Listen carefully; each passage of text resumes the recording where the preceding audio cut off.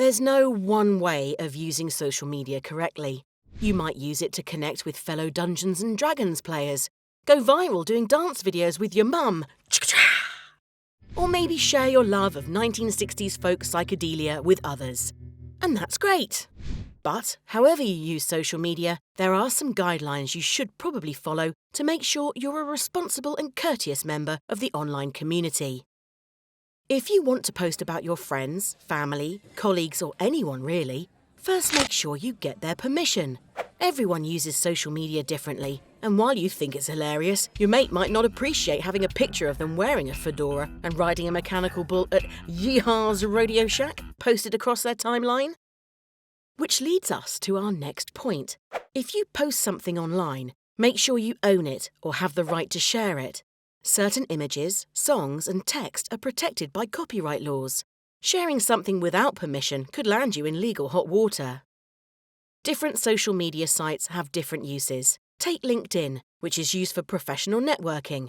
Here, sharing a video of baby gorilla sneezes on zookeeper isn't appropriate. Unless, of course, you're the zookeeper in question and sharing it with your zookeeper networks.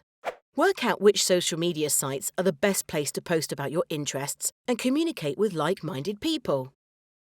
When you use social media, you leave little footprints and clues about your life.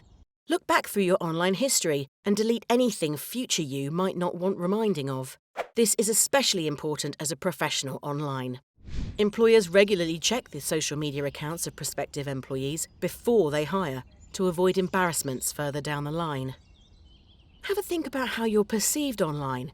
Everything you say, do, and post tells a story about the kind of person you are. If you regularly get into arguments on Twitter, people might think you're combative. If you overshare on the details of your recent breakup, others might see you as emotionally unstable. Basically, think before you post. No one needs to know exactly what you're thinking or doing minute by minute.